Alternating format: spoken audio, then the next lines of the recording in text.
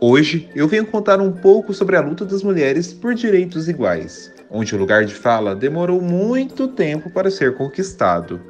Meu amigo, se estamos falando de local de fala e representatividade, acho melhor essa história ficar por minha conta, não é mesmo? Vamos lá, meninas! Apertem suas saias, empoderem suas vontades, porque hoje nós vamos falar sobre o feminismo. Desde que o mundo é mundo, sempre houveram mulheres que não aceitavam suas condições de vida e sonhavam com a independência.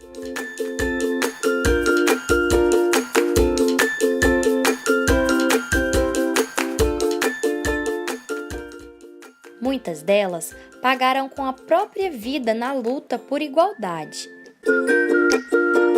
E há um tempo atrás, as mulheres que desafiavam os princípios religiosos eram brutalmente julgadas pela sociedade. Desse desejo das mulheres de emancipação, surgiu nas últimas décadas do século XIX a primeira onda do feminismo na Inglaterra.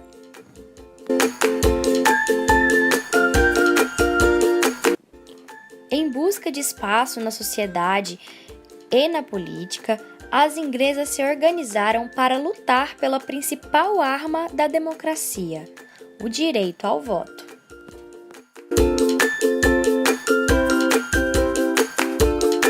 Gente, votar nem sempre foi um direito para nós mulheres. E a conquista do voto não foi algo fácil não, viu?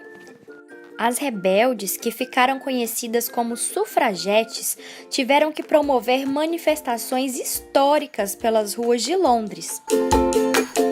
E apesar delas terem sido presas e feito até greve de fome, nossas guerreiras se mantiveram firmes em busca do nosso direito.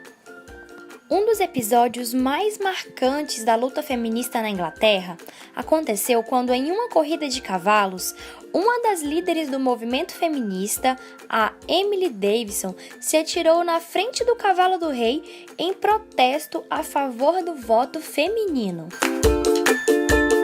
A luta pelo voto feminino no Brasil foi liderada pela ativista Berta Lutz, na década de 1910.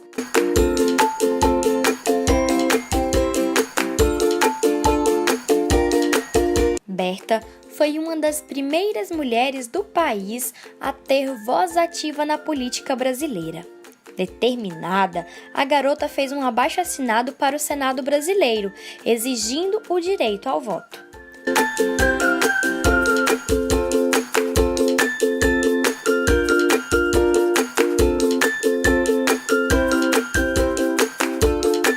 E não é que deu certo?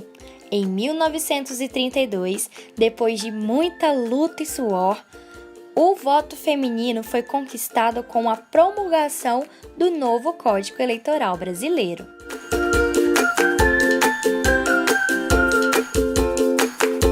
Eita, direito que foi suado, hein? Mas como diria Beyoncé, quem é que comanda o mundo?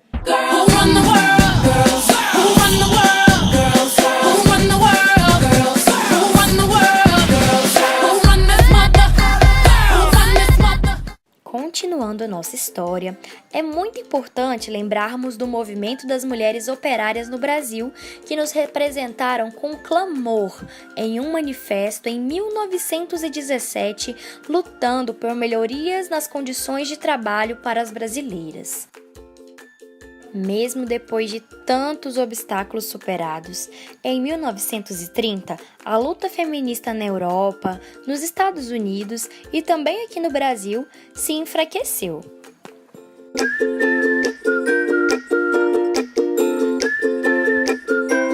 Somente 30 anos depois, em 1960, o lançamento do livro O Segundo Sexo, publicado em 1949, trouxe de volta as flores ao movimento feminista.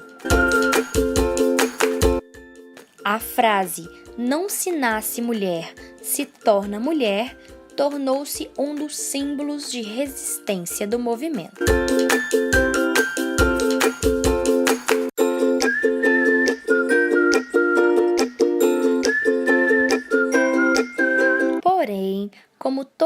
história tem duas versões, vocês podem imaginar a reação da sociedade que na época era machista, né?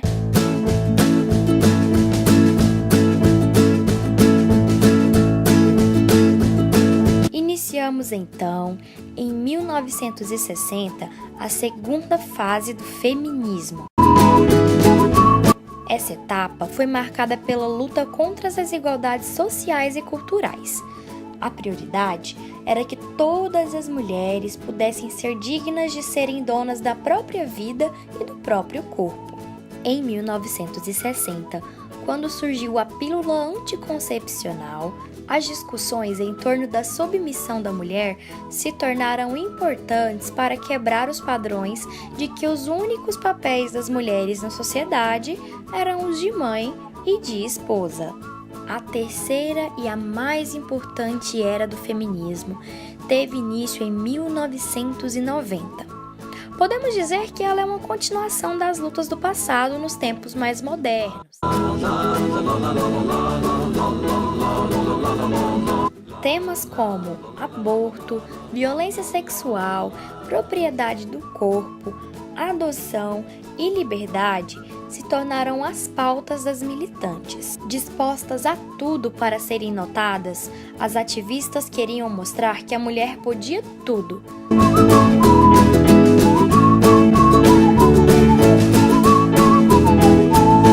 Usar salto alto, decote e batom era só o começo.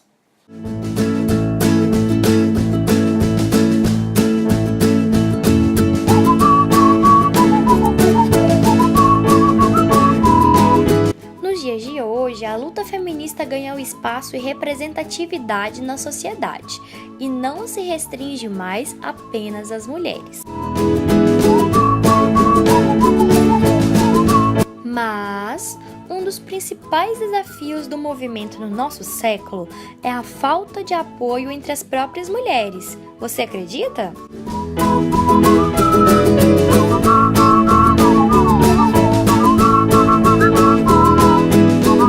Depois de toda essa historinha que contamos nas nossas guerreiras do passado, ainda existem aquelas que insistem em dizer que não precisam do feminismo. Amiga, eu entendi. Mas e nós homens? Como ficamos nessa história? Nós podemos apoiar o feminismo? Claro, todo apoio é bem-vindo. A luta feminina precisa de pessoas para abraçar a causa e nos auxiliar na busca de direitos iguais para todos.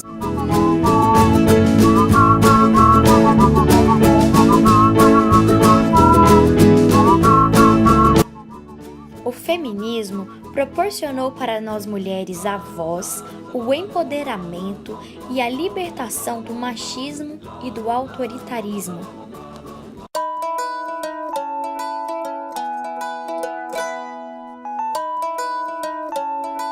Viva a independência da mulher! Sem ela, nós preferimos a morte.